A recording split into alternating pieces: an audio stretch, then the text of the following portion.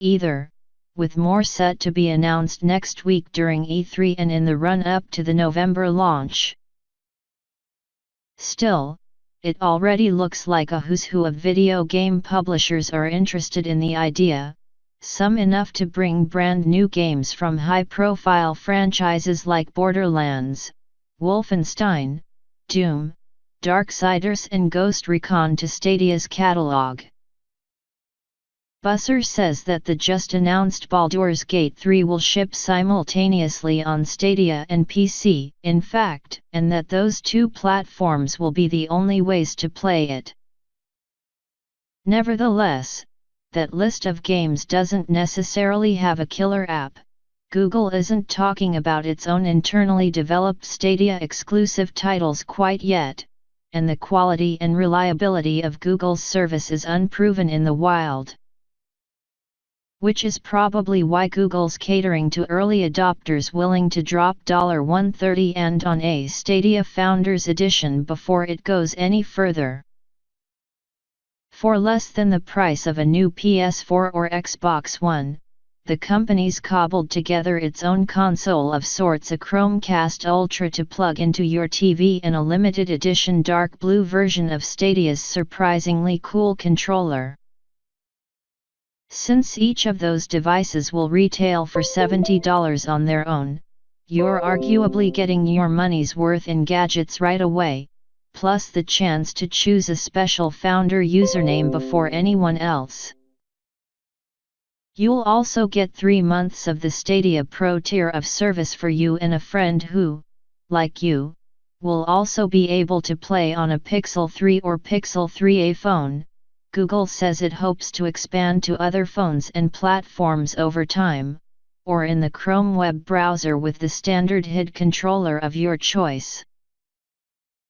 Stadia Pro gives you 4K, 60 FPS streaming with HDR and 5.1 surround sound assuming you've got the required 3.5 Mbps of bandwidth, plus access to Stadia's eventual free catalog, and exclusive discounts on games. The free tier launching in 2020 is limited to 1080p60 with stereo sound, and requires 10 Mbps of bandwidth to stream at 720p. Then there's Destiny 2. As rumored, Bungie's Destiny 2 is coming to Stadia, and it's the streaming service's flagship title in many ways.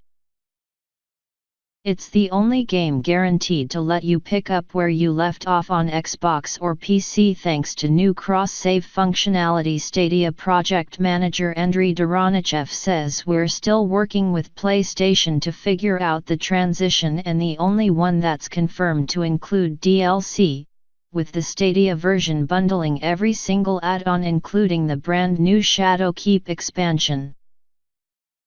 Maybe as importantly, Destiny 2 is the only game that comes free with the Stadia Founders Edition and the only game Google's confirmed you won't need to buy separately. Though like any other free with Stadia Pro title, it's only available so long as you keep paying that $10 monthly. Over time, Busser says we should not only see additional exclusive games on Stadia, but also cross-platform games doing things on Stadia that would be impossible to do on a console or PC. Instead of dividing up virtual worlds into tiny shards where only 100 or 150 players can occupy the same space at a time because of the limitations of individual servers, he says Google's internal network can support living, breathing virtual worlds filled with thousands of simultaneous players. It's not clear how the economics support throwing additional cloud compute power at a game, though, if people are paying the same $60 to buy a game that they do today.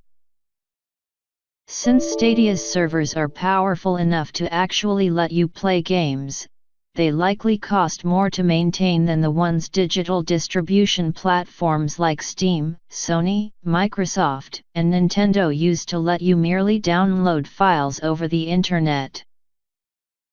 Busser wouldn't say. But Google may feel a need to aggressively compete to be a leader in cloud gaming, since the competition looks like it may be fierce.